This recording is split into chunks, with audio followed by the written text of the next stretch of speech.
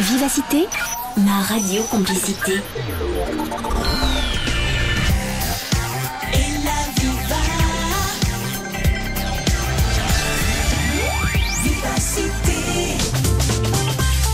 La vie du bon côté sur Vivacité. Bonjour à toutes, bonjour à tous, bienvenue dans La vie du bon côté, une émission consacrée, vous l'avez entendu, aux peurs, aux angoisses et aux autres phobies. Alors vous est-il déjà arrivé de vous faire peur pour rien, d'imaginer des choses qui n'arrivent pas ou encore d'angoisser sans raison ?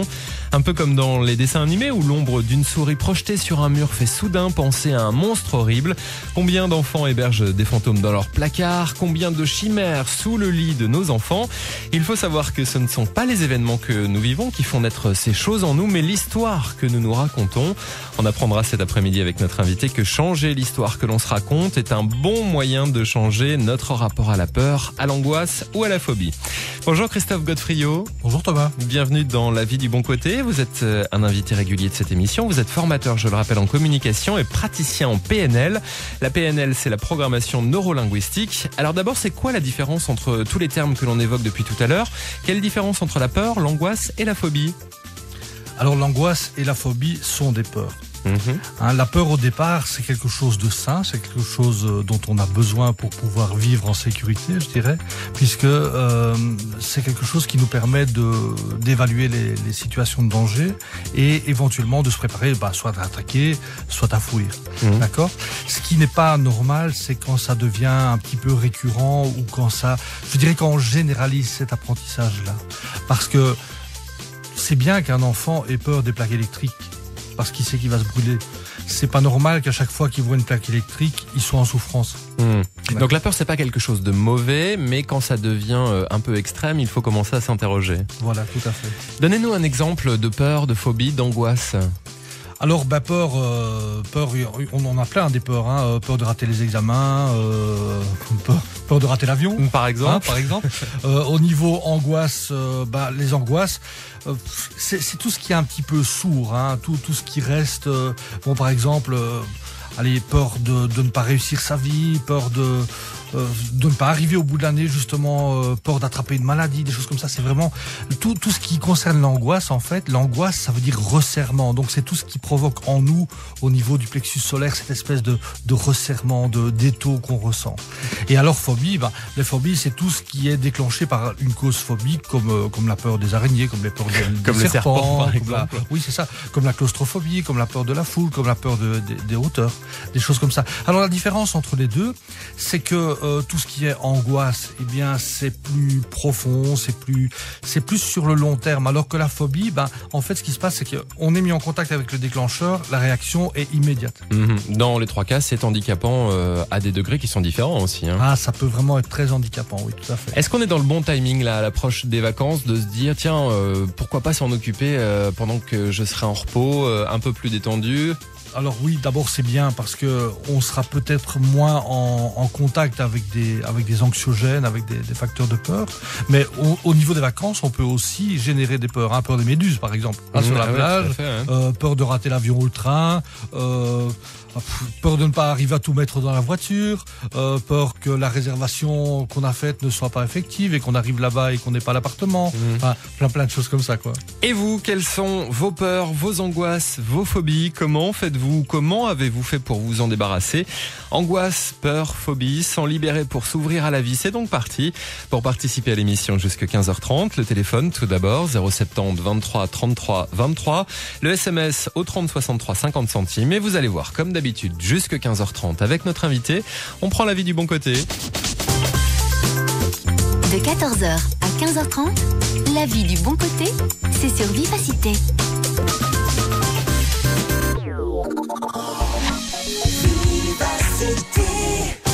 Jusqu'à 15h30, la vie du bon côté sur Vivacité.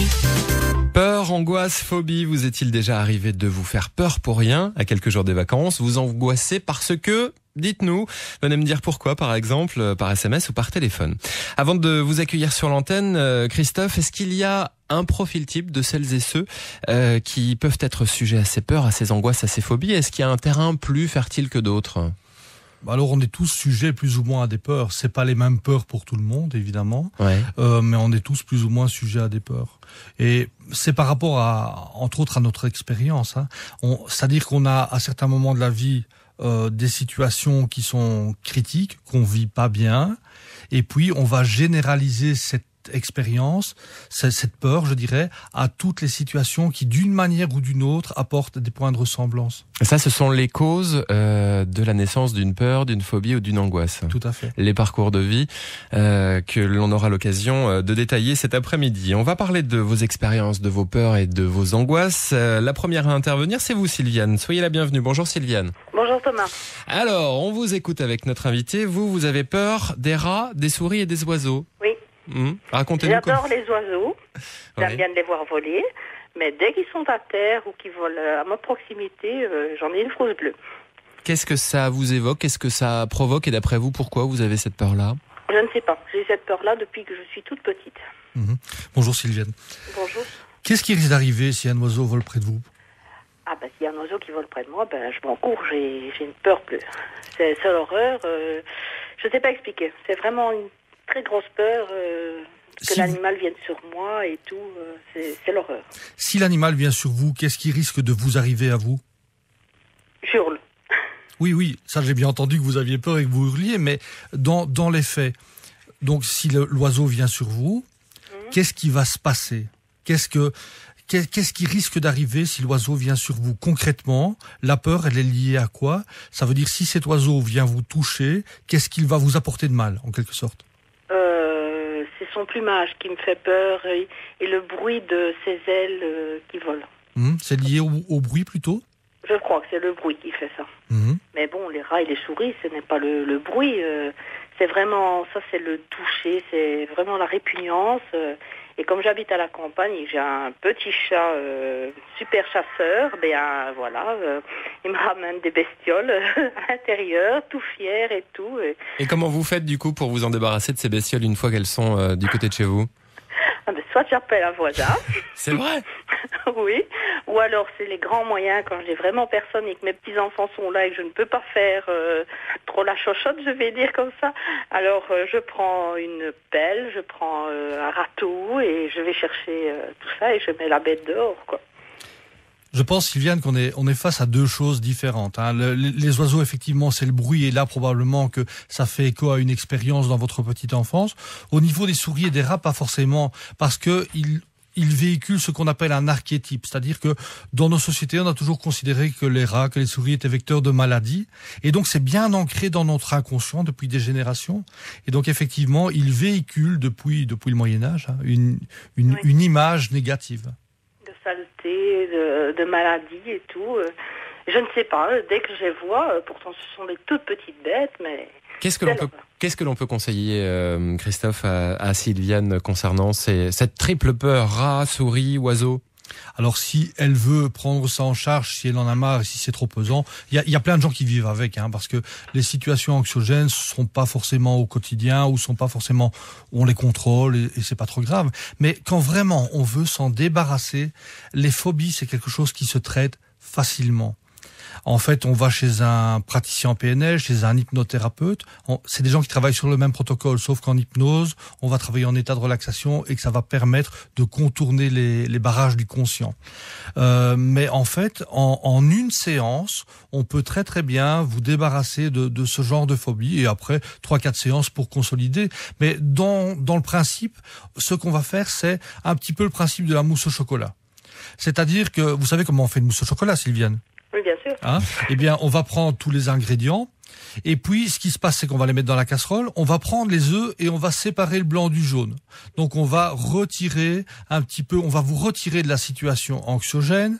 On va vous permettre de la vivre en sécurité, comme si vous la regardiez sur un écran de cinéma. Et puis, on va réincorporer les blancs battus en neige, c'est-à-dire qu'on va transformer la situation et que, en fin de compte, on va vous projeter dans le film de votre histoire à la fin quand tout s'est bien passé et vous pourrez par vous-même vous rendre compte qu'il n'y a aucun danger. En gros, c'est ça. Je ne vais pas rentrer dans le processus exact, mais c'est comme ça que ça se passe. Voilà ce que l'on voulait vous dire, Sylviane. Je vous remercie d'avoir ouvert le bal des interventions des uns et des autres.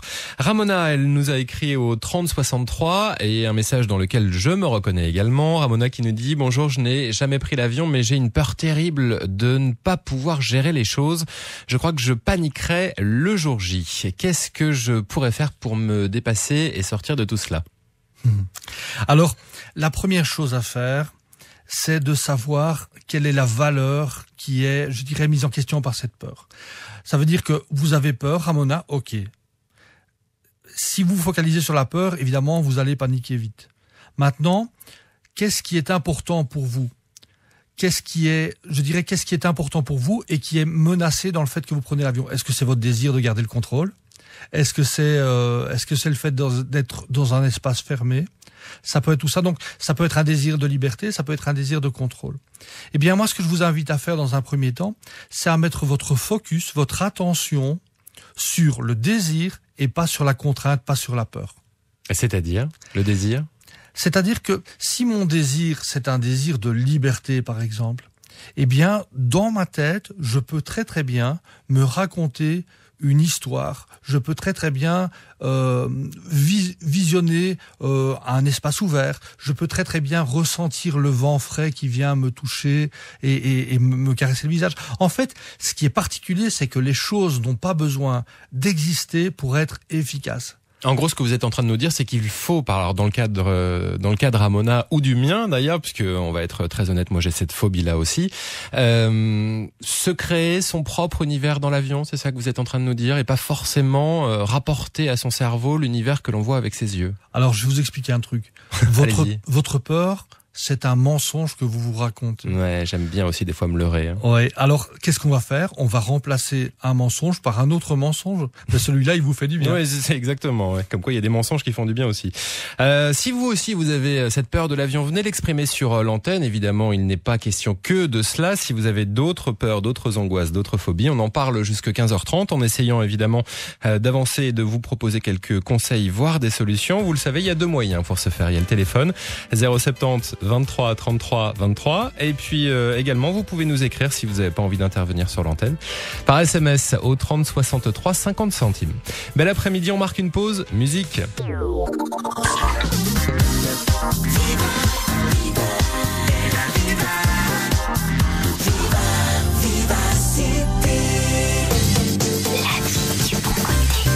Peur, angoisse, phobie, on en parle avec notre invité Christophe Godefriot et vous également par téléphone ou par SMS. Avant de vous accueillir et particulièrement Valérie et Damien, une question Christophe, est-ce qu'il existe différents degrés de phobie, d'angoisse ou de peur? Oui, bien sûr, hein. Il y a différents degrés parce que des petites peurs, on en vit tous les jours. Il y a plein de petites choses qu'on vit tous les jours, des inquiétudes, on appelle ça des inquiétudes, hein, et qui ne nous handicapent pas forcément, d'accord? Et donc, effectivement, il y a la peur qui va nous alerter d'un danger, qui est là aussi pour nous servir au quotidien. Et puis après, on va rentrer dans les choses plus handicapantes, plus difficiles, plus lourdes. Hein, au niveau de l'angoisse, effectivement, ça va être un petit peu sur le long terme, hein, ça va être quelque chose qui va être sourd, qui va être profond. Au niveau de la phobie, ça va être quelque chose qui va, quand on va être mis en contact avec l'agent anxiogène, on va développer cette phobie-là. Et le fait est que le système limbique, qui est le cerveau des émotions, il va, face à une même situation, nous ramener toujours avec plus de facilité dans le même genre de traitement. Ça veut dire que si on développe une peur par rapport à un agent phobique, on va y retourner toujours de plus en plus facilement et avec toujours de plus en plus de profondeur. Et donc de plus en plus fort. Et de plus en plus fort, oui, il y a des choses. Jusqu'à aller à, par exemple, la peur panique. Oui, tout à fait. C'est lié à cela. Absolument. On va en parler, on va prolonger cette discussion avec vous Valérie. Soyez la bienvenue. Bonjour Valérie. Oui, bonjour. Alors vous avez peur de l'orage pour votre fille, c'est bien cela? Moi, je n'ai pas peur de l'orage pour ma fille. C'est ma fille qui a une peur panique de l'orage et qui, depuis qu'elle est toute petite, je veux dire, ça prend des proportions assez importantes quand elle voit que le ciel se couvre et que l'orage arrive, ou elle entend à la radio ou conditions météo télévisées que l'orage, qu'il y a une possibilité d'un orage, et ça peut aller jusqu'à la retrouver prostrée sur le fauteuil avec les oreilles bouchées.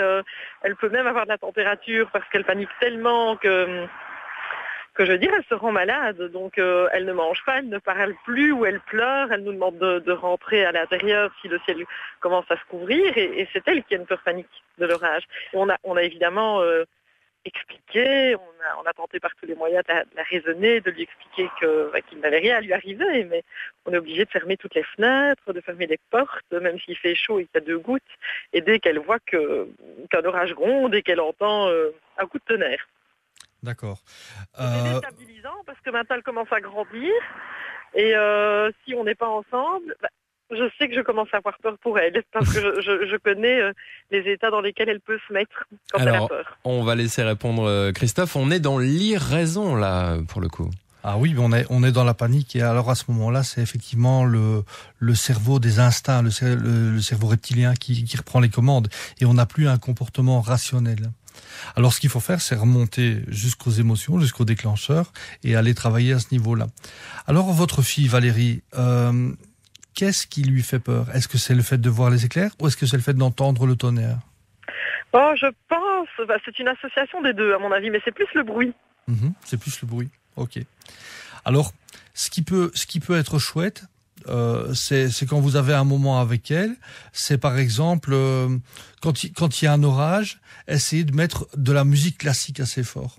Oui. Et substituer la musique classique au bruit du tonnerre et en faire un spectacle en quelque sorte. Ce qui va désamorcer tout le côté émotionnel de la chose. Et ça peut très très bien marcher. Maintenant, il y a plein de petites choses qui peuvent être faites à ce niveau-là. C'est plutôt phobique pour elle, c'est ça, hein? Oui. Elle vous écoute là parce qu'en fait, moi, je suis sortie de la voiture pour ne pas qu'il y ait l'effet Larsen. Elle est dans la voiture et en fait, c'est sa sœur qui a dit maman appelle parce qu'on parle justement des peurs. On pourra peut-être te donner un conseil pour elle. Donc, elle est en train de vous écouter. Alors, elle peut imaginer aussi qu'elle est dans la maison et qu'elle regarde cet orage comme si elle était au cinéma. Donc en fait, elle regarde un film, elle est en parfaite sécurité, elle regarde un film et on peut effectivement associer alors de la musique classique à ce film et elle regarde le spectacle. Ce n'est plus quelque chose d'anxiogène, ce n'est plus quelque chose de dangereux, ça devient un spectacle, ça devient un son et lumière. Je suppose que quand il y a un feu d'artifice, elle n'a pas peur. Non. Eh ben, c'est une espèce de feu d'artifice offert par la nature. Ah, c'est pas mal ça, plutôt que de le subir, le transformer en jeu, en spectacle. Oui, c'est pas mal du tout, c'est une bonne piste, on va essayer. Alors en fait, ce qui se passe quand on traite ça, donc on travaille avec un outil qui s'appelle la double dissociation, où on va effectivement mettre la personne dans un fauteuil, comme si elle était dans un fauteuil de cinéma en parfaite sécurité, et puis de là, elle va partir vers la cabine de projection et elle va se regarder en train de regarder le film. Donc on va complètement la dissocier de ses émotions et après on va la remettre dans le film une fois que tout sera bien passé à la fin, une fois que tout va bien et qu'elle puisse voir et qu'elle puisse s'associer au bonheur que ce soit fini. Voilà Valérie, comment s'appelle votre fille pour finir? Zoé, on t'embrasse et bon courage avec le spectacle qui arrive peut-être un jour cet été, pourquoi pas, en musique classique. Merci à Valérie et à sa petite famille. On accueille Damien, soyez le bienvenu. Bonjour Damien. Oui, bonjour. Alors bonjour. Bonjour, vous vous inquiétez pour votre fille, dites-nous pourquoi. Oui, en fait, c'est la fille d'un de mes amis, de mon meilleur ami, qui eux, s'inquiète un petit peu dans le sens où, en fait, elle est toujours en train de... C'est une fille... et elle est toujours en train de se créer des personnages. Vraiment, elle parle avec ces personnages, elle fait comme s'ils étaient là, s'ils vivaient vraiment. Elle joue avec, elle les dispute, elle dit qu'il le faut comme un genre de doudou, il faut qu'elle soit là pour aller du coucher. Ils ne savent pas très bien comment réagir à ce niveau-là. Ils lui ont déjà expliqué qu'elle n'existait pas, à ce moment-là, c'est un petit peu la contrainte et ils savent pas du tout comment réagir à ce niveau-là. Ils s'inquiètent un petit peu de savoir s'ils doivent laisser faire ou pas, ou sans aller dans le même sens évidemment. Voilà. Alors ce genre de choses, Damien, bonjour d'abord, ce genre de choses est tout à fait normal. Il y a beaucoup d'enfants qui ont des amis invisibles, imaginaires. Alors, est-ce qu'ils les voient, est-ce qu'ils les voient pas? On va pas rentrer dans des questions métaphysiques, mais c'est tout à fait normal. Et d'ailleurs, ça se prolonge. Hein. Quand on est enfant, c'est avec l'ami imaginaire. Et puis chez les gens qui ont tendance à avoir ce genre d'amis imaginaires, c'est peut-être ces gens-là qui, un peu plus tard, vont avoir un journal intime auquel ils peuvent se confier, auquel ils peuvent dire tout ce qu'ils ont à dire, avec lequel ils peuvent vivre les situations plus difficiles et avoir des échanges. C'est un petit peu un mentor aussi. Je dirais, c'est un petit peu la personnification de leur inconscient et qui va leur permettre aussi d'évoluer par rapport à des situations plus difficiles. Donc je pense vraiment pas qu'il faille s'inquiéter par rapport à ça. C'est plutôt bon signe. Ça vous rassure, Damien? D'accord, et là, oui, éventuellement. Mais la réaction qu'eux doivent avoir, c'est quand même pas aller dans le sens, je vais dire, de continuer à poser des questions, comment est-ce qu'elle va ton amie, etc. quoi. Je suppose qu'ils doivent rester. C'est-à-dire rentrer dans le jeu de leur fille. Voilà, est-ce qu'ils doivent ou pas entrer dans le jeu, dans son jeu, ou doivent-ils pas ça, ou je sais pas la réaction qu'ils doivent avoir. Moi, je pense que ce qu'ils doivent faire par rapport à ça, c'est être honnête en disant à la fille, ok, tu as un ami, toi tu le vois, nous on le voit pas. Et donc, toi, tu peux avoir une relation avec lui si tu veux et échanger avec lui. Mais nous, ça nous est impossible parce qu'on ne le voit pas, on ne l'entend pas et pour nous, il n'existe pas en fait. Donc, c'est difficile pour nous adultes d'admettre l'existence de cet ami invisible. C'est-à-dire jouer la carte de la franchise. Tout à fait. Ça vous va, Damien? D'accord. C'est gentil. Merci à vous, passez une belle journée. On va poursuivre cette discussion d'ici quelques minutes avec vous, évidemment, et avec notre invité qui tente de vous aiguiller, de vous apporter de bons conseils cet après-midi jusqu'à 15h30 dans la vie du bon côté. Juste après Coldplay, on vous accueille par téléphone au 070 23 33 23 et également par SMS. On continue de recevoir vos messages au 30 63 50 centimes. Bel après-midi. h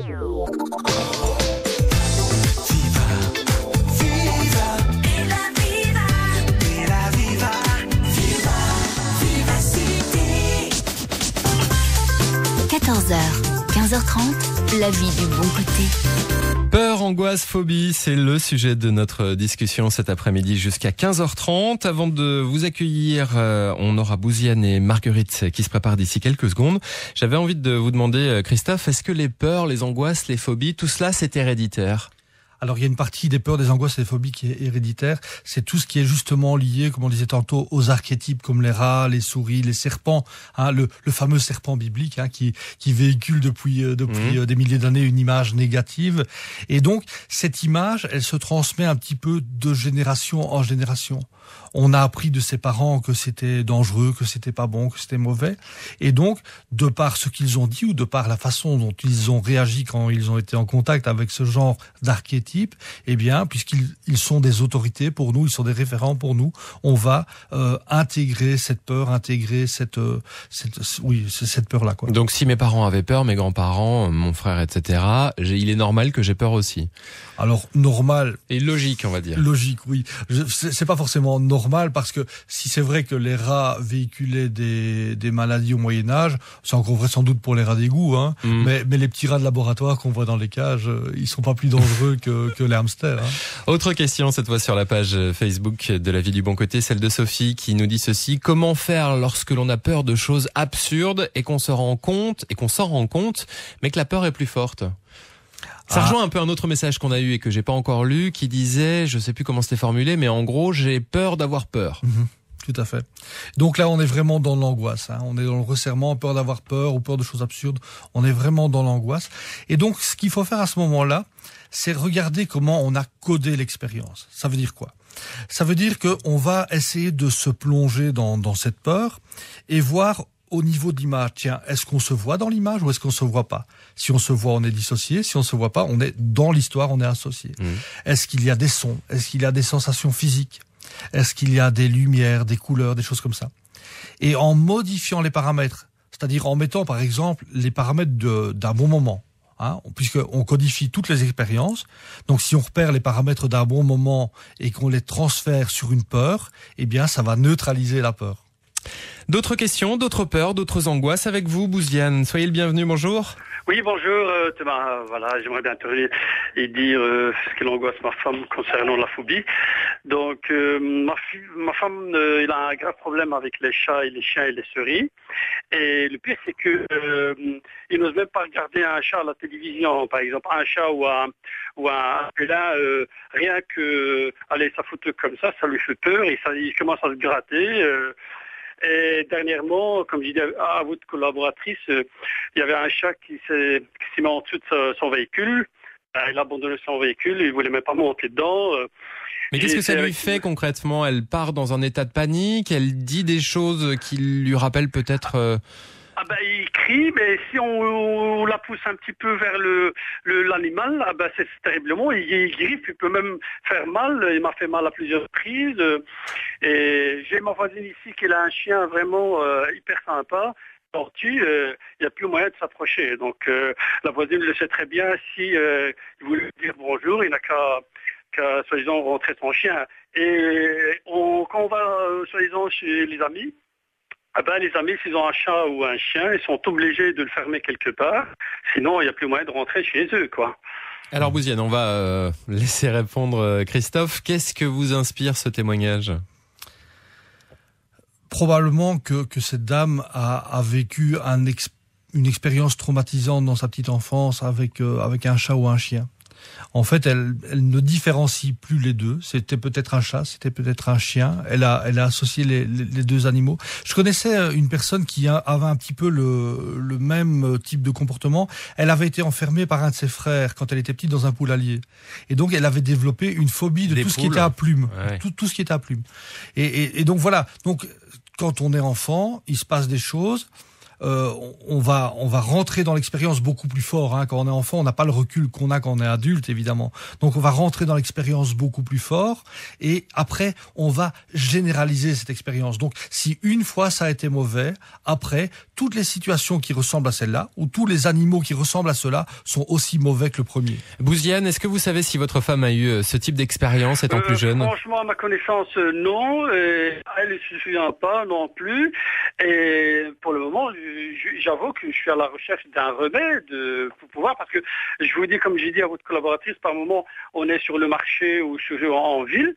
Si on croise un chien, même à la laisse, on est obligé de changer le trottoir, parce que sinon, il n'y a plus moyen d'être à côté, quoi. Alors, encore une fois, remède par rapport à ce genre de phobie, c'est facile d'en sortir. D'accord? Donc, votre femme n'est pas condamnée à vivre ça toujours. Il suffit qu'elle se rende... Vous habitez dans quelle région, Bouziane? Châtelet. Oui, donc du côté de Charleroi, il y a des hypnothérapeutes, il y a des praticiens en PNL qui peuvent certainement vous aider. Et donc je vous l'expliquais tout à l'heure, en une séance, votre femme sera ou peut-être deux, mais votre femme sera libérée de sa phobie. Et après, il faut 3-4 séances pour consolider. Mais ça va relativement vite de se défaire de ce genre de problème-là. Merci à vous, Bouziane, d'avoir pris le temps de nous expliquer cette phobie qu'a votre femme. Et tenez-nous évidemment au courant si tout cela évolue. On va accueillir Marguerite à présent. Bonjour Marguerite. Bonjour. Alors vous avez une peur qu'on n'a pas encore abordée, c'est la peur de la nuit. J'ai peur la nuit, mais quand je suis seule. Oui.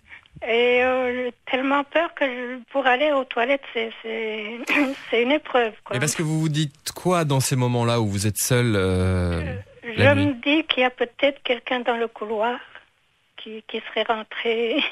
C'est-à-dire que ça vous paralyse dans le lit et vous n'osez plus en sortir jusqu'à ce que le jour se lève? Non, j'y vais quand même, mais avec peur. D'accord. Chaque fois que j'ouvre la porte, je me dis, mon Dieu, qu'est-ce que je vais voir en ouvrant. Qu'est-ce que je vais trouver ce soir ou cette nuit, quoi. Pourtant, je ferme la porte, je vérifie avant d'aller dormir, mais la peur, elle est toujours là. Christophe? Et en quoi est-ce que la situation est différente quand vous n'êtes pas seul et quand vous êtes seul? C'est la même nuit, c'est la même maison. La probabilité qu'il y ait quelqu'un en plus que quand vous n'êtes pas seul, elle est vraiment infime. D'accord? Et donc, je pense que c'est vraiment, encore une fois, l'histoire que vous racontez dans votre tête. Vous faites un scénario catastrophe. D'accord? Et donc, c'est pas vraiment la situation qui vous fait peur, mais c'est l'histoire que vous racontez dans votre tête. Non, c'est parce que quand il y a quelqu'un, je me sens rassurée, quoi. Je me dis, on va affronter à deux. Et qu'est-ce qu'il y a à affronter? Si jamais il y a un intrus... Il y a déjà eu? Jamais. Voilà. Jamais. Et ça s'est toujours passé comme ça la nuit ou alors ça a été crescendo ces dernières années? Ça a toujours été. En fait, il n'y a pas longtemps, je vis seule. J'ai toujours eu des gens autour de moi dans la maison. Et mon dernier fils est parti dernièrement et là, c'est vraiment... Oui, c'est-à-dire que vous êtes retrouvés confrontés... Oui, même les premiers mois, je ne sortais pas du tout de la chambre. J'avais carrément mis un pot dans la chambre. Est-ce que vous avez des animaux à la maison? Non, parce que j'ai peur des chiens en plus. Ah oui, et un chat, non? Non plus. Non plus, d'accord. Ok. Qu'est-ce que l'on peut conseiller du coup à Marguerite? J'allais lui conseiller un chien ou un chat, c'est toujours bien, mais si elle a peur, on va transposer. Le chat, vous en avez pas peur du chat, Marguerite? Si, un peu, on m'a dit que les chats étaient traîtres, qu'ils pouvaient vous sauter dessus comme ça, sans prévenir. On vous a dit que... Oui, on a dit que... Voilà. On vous a mal conseillé. Non, mais le chien, j'ai vu, il a mordu un oncle et on a dû lui faire des piqûres autour du ventre et ça m'avait traumatisé. Oh. Vous savez qu'il y a des humains qui mordent aussi, hein? Oui, mais bon, ça c'est... Par rapport à votre peur de la nuit, je vais vous dire un truc. Oui. Quand j'étais enfant, il y avait des monstres sous mon lit. C'est ce qu'on disait en ouverture d'émission, hein. C'est les ombres de dessins animés qui sont représentées. Tout à fait. En fait, on projette nos peurs sur les murs, hein. On les projette en grand écran un petit peu comme ça, et on les amplifie. On amplifie les situations. Mais moi, j'avais pas de télé chez moi quand j'étais petite. Donc vous êtes fait vos peurs toutes seules. Mais on vous racontait des histoires. Des histoires de grands méchants loups, des histoires de croque-mitaines peut-être. Pour refermer la conversation, parce qu'on va se rapprocher petit à petit de 15h, qu'est-ce que l'on peut conseiller pour terminer avec Marguerite? Alors encore une fois, changer l'histoire qu'on se raconte dans la tête. Et donc, qu'est-ce qui se passe au niveau des paramètres de l'histoire? Est-ce que quand je visionne l'histoire, qu'est-ce qui me fait peur? Est-ce que c'est ce que je vois ou ce que je ne vois pas? Est-ce que c'est ce que j'entends? Est-ce que c'est ce que je ressens physiquement? Et donc on va travailler sur ces différents paramètres-là. Si dans l'histoire que je me raconte, il fait sombre, c'est mon film, je peux en faire ce que je veux. Donc je peux rajouter de la lumière, je peux rajouter des couleurs. Si c'est le son qui me fait peur, je peux rajouter une musique rigolote peut-être. Si c'est la sensation qui me fait peur, je peux la changer. Si par exemple j'ai une espèce de forme noire qui m'oppresse au niveau du sternum, je peux par exemple la transformer en vert ou en rouge et elle sera tout de suite moins oppressante. Donc changer les paramètres de la façon dont on codifie l'histoire dans sa tête. Voilà ce que l'on pouvait vous dire, Marguerite. Merci à vous d'avoir pris le temps de nous contacter. On va poursuivre cette discussion après une nouvelle pause autour de vos peurs, de vos angoisses et de vos phobies. On vous attend par téléphone ou par SMS. Jusqu'à 15h30, la vie du bon côté sur Vivacité. On laisse Delphine aller se reposer avant de la retrouver tout à l'heure du côté de 16h. Peur, angoisse, phobie, on est en plein dans le sujet. C'est l'ambiance également dans les studios de Vivacité avec notre invité Christophe Godefriot. On va accueillir Brigitte qui est avec nous. Soyez la bienvenue. Bonjour Brigitte. Bonjour. Alors dans votre message, vous nous dites « Bonjour, j'avais une phobie mortelle des araignées et je me suis soulagée ». Racontez-nous tout Brigitte. Ben voilà, comment je suis enseignante maternelle. Les araignées, je ne pouvais ni les voir en peinture, ni les voir vivantes, ni en reproduction, ni en plastique. Dès que j'en voyais une, j'attrapais une crise d'angoisse qui me faisait courir à 200 mètres, à hurler comme une folle. Et un jour, on m'a offert un DVD qui s'appelait Charlotte. Et Charlotte est l'histoire d'une petite araignée qui doit s'incruster dans une ferme et grâce à elle, j'ai soigné ma phobie des araignées. Donc maintenant, à mes collègues qui ont peur d'araignées, je leur conseille de regarder Charlotte. Voilà un message positif que vous nous délivrez, Brigitte. Là, franchement, maintenant, je peux tout aussi bien les voir courir dans la maison. Maintenant, je les écrase, je ne m'enfuis plus. Je peux les voir en dessin, les enfants peuvent m'apporter une araignée en plastique ou n'importe quoi. Il n'y a plus de souci. Les fêtes d'Halloween à l'école étaient mortelles. Les araignées qui pendaient ou n'importe quoi. Ça devait être sympa, oui. Ah oui, je m'encourais dans les toilettes et j'ai pris carrément une petite dépression. Donc mes collègues planquaient tout ce qui était araignée pour ne pas que je fasse une petite dépression due à ces araignées. Christophe, voilà un message plutôt positif pour repartir après 15h.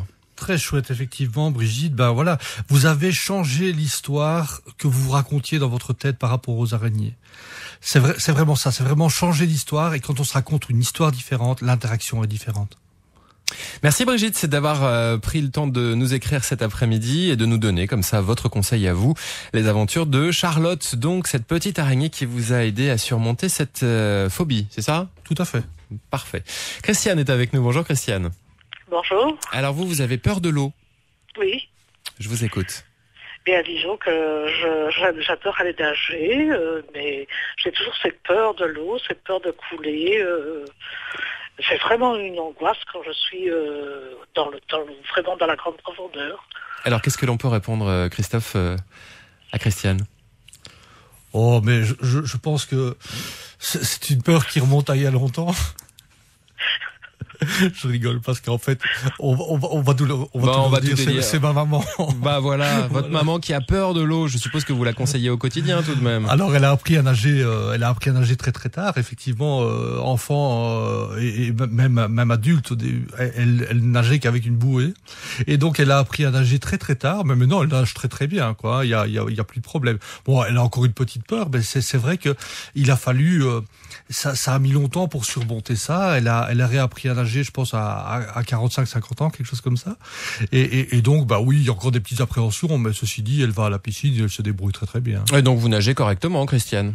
Je nage correctement, mais comme je dis, toujours vers le bord. Je peux pas m'éloigner du bord. J'ai vraiment la frousse quand je m'en éloigne. Mais vous arrivez quand même à nager, ce qui est déjà pas mal si vous avez peur de l'eau. Oui. Eh ben, c'est déjà bien, faut être fier de soi, Christiane, hein ? Ah oui, d'accord, mais malgré tout, je garde toujours cette peur de couler. Ça va aller, maman, je t'explique. Voilà, vous aurez une consultation privée, il n'y a pas de problème. Merci à Christiane pour son témoignage cet après-midi. On va marquer une pause musique avec la comédie musicale 1789 et on revient juste après avec vos peurs, vos angoisses, vos phobies. Vos messages sont nombreux, mais on continue de les accueillir par téléphone ou par SMS jusqu'à 15h30. Bel après-midi avec Viva.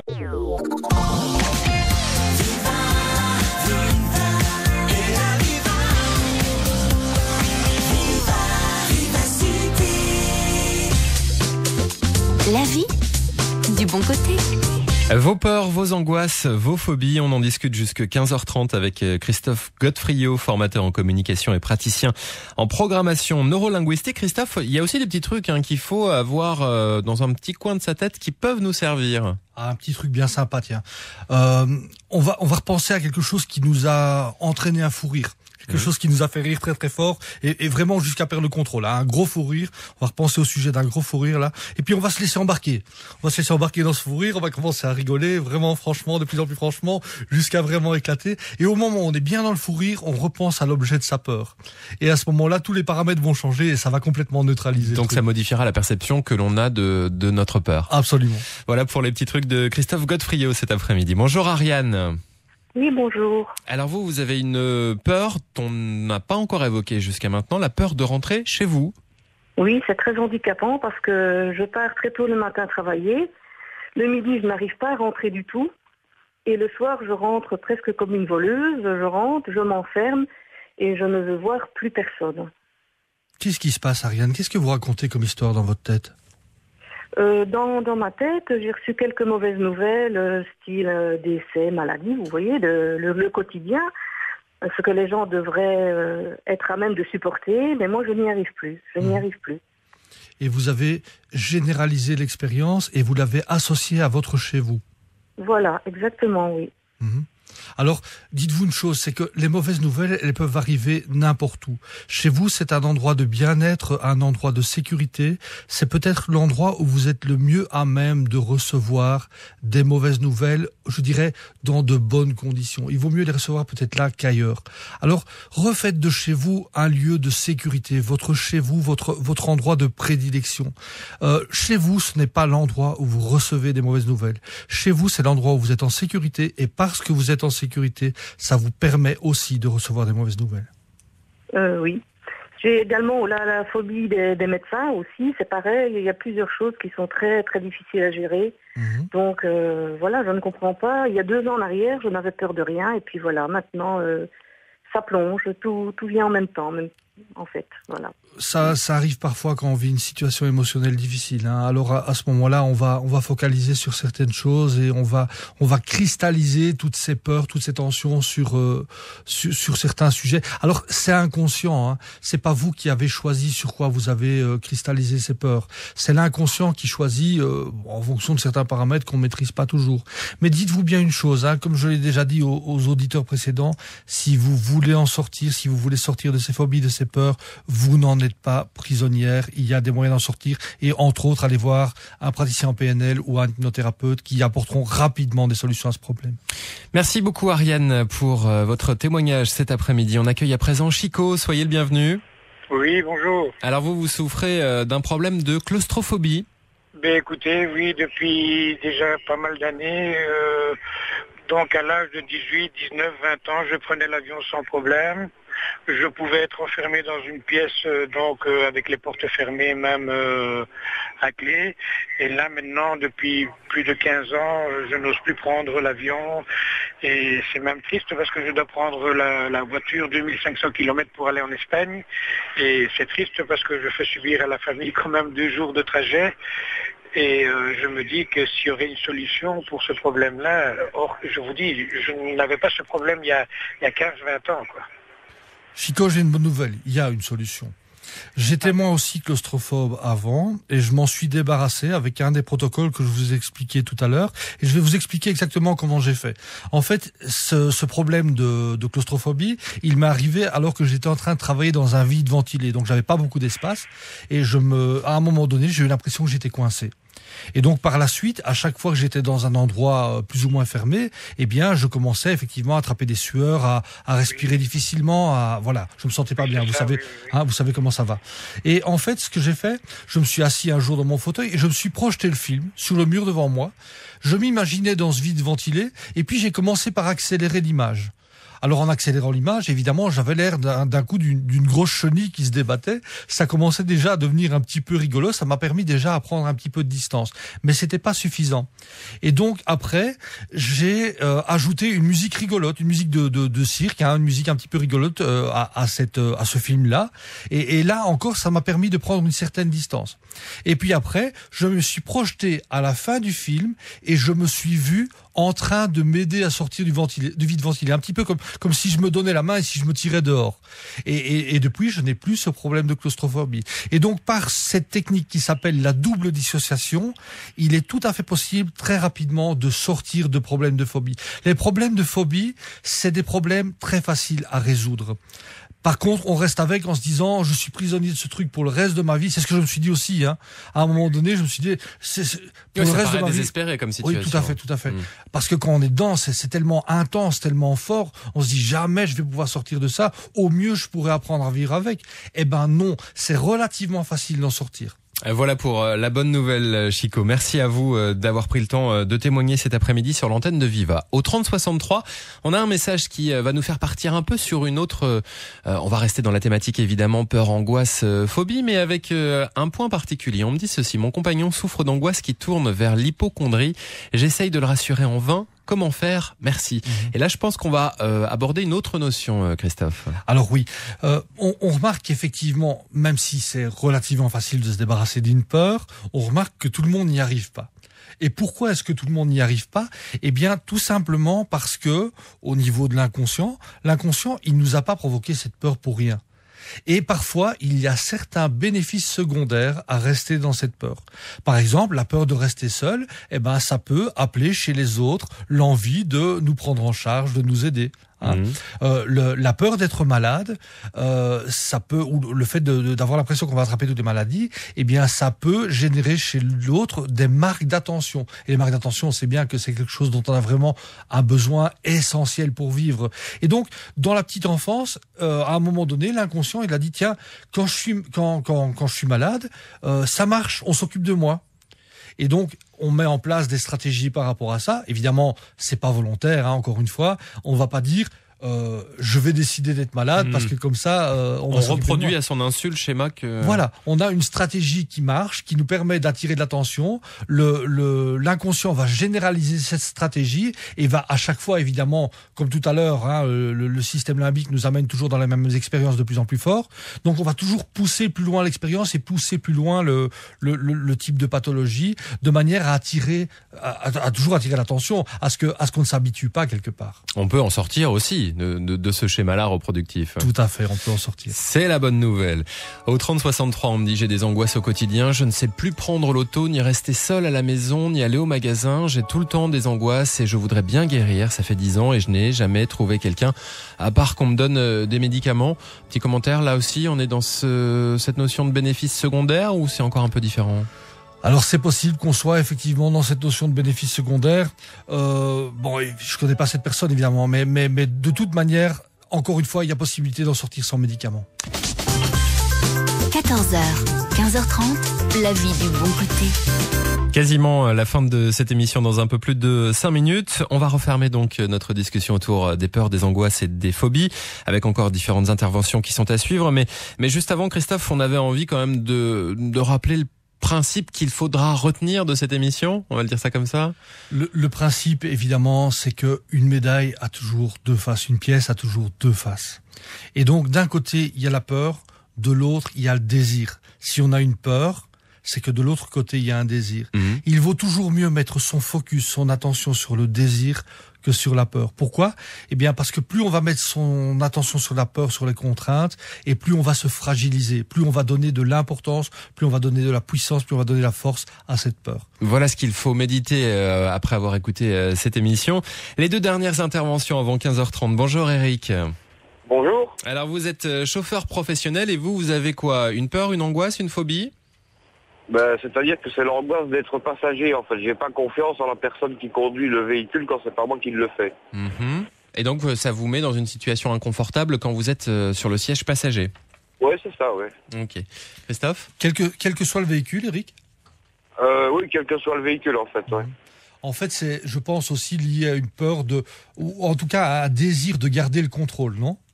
Oui, c'est ça, oui. Oui. Et donc, encore une fois, il est toujours mieux de focaliser sur le désir. Si vous avez pu apprendre à conduire, si vous êtes un chauffeur routier compétent, eh bien, d'autres ont pu développer aussi les mêmes compétences. Et donc, vous pouvez lâcher prise, lâcher le contrôle et vous dire qu'il y a aussi d'autres gens qui savent conduire. Ouais, bien sûr. Mais c'est pas facile aussi de se le dire comme ça. Non. Surtout quand on est sur la route en permanence. C'est vrai que on voit beaucoup. Plus on est sur la route, plus on voit des accidents, plus on voit des choses traumatisantes. Et évidemment, on est toujours associé à ça. Et on se dit toujours, à moi, ça m'arriverait jamais parce que je sais ce que je fais, je suis sûr de mes réflexes, je suis sûr de mon véhicule.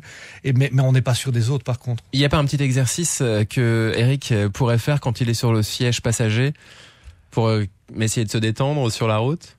Alors, ce qu'il peut faire, c'est effectivement le travail qu'on fait au niveau des angoisses et qu'on va mettre sur la page Facebook, c'est essayer de sentir dans quel sens tourne son angoisse à l'intérieur. Donc au niveau du plexus, l'angoisse, elle tourne toujours dans un sens, donc vers l'avant, vers l'arrière, vers la gauche ou vers la droite.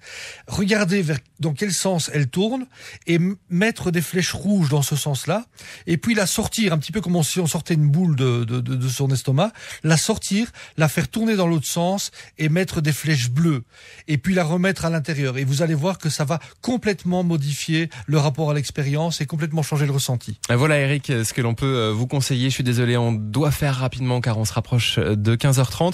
Dernier petit message pour la route, Christophe, qu'on nous dit ceci au 3063. Que faire s'il vous plaît, où s'adresser ? J'ai peur qu'on me voit transpirer sur le visage et de ce fait cela s'amplifie. Oui, évidemment. Alors, la peur de transpirer, c'est un peu lié aussi à notre animalité, parce que les animaux interprètent ça comme des signes de peur ou des signes d'agressivité, et donc ça nous renvoie directement au cerveau reptilien. Donc simplement, il est normal de transpirer. C'est pas forcément chez nous, êtres humains au XXIe siècle, c'est pas forcément des signes de peur ou des signes d'agressivité. D'accord. Donc il n'y a pas d'inquiétude particulière à avoir. Pas d'inquiétude particulière à avoir. Merci beaucoup, Christophe, d'avoir été avec nous cet après-midi. après-midi. On vous recroisera sans doute sur les routes de la vie du bon côté. Je signale que vous pouvez retrouver tous les bons conseils de Christophe, soit sur notre page Facebook avec les liens qu'on mettra à votre disposition, soit sur le site internet canal-réussite.com, canal-réussite.com. La vie du bon côté, c'est fini pour aujourd'hui. Aller-retour dans une seconde. On se retrouve demain dès 14h avec ce sujet. On dit qu'un enfant ayant bénéficié d'un accompagnement périnatal peut se sentir accueilli avec sa personnalité et ses caractéristiques, ce qui développe une plus grande sécurité et confiance en lui. Sécurité également renforcée car il a pu sentir le lien fort entre ses parents et qu'il a sa place. On parle d'autonomie et on en parlera demain après-midi avec notre invité par téléphone ou par SMS. Belle journée.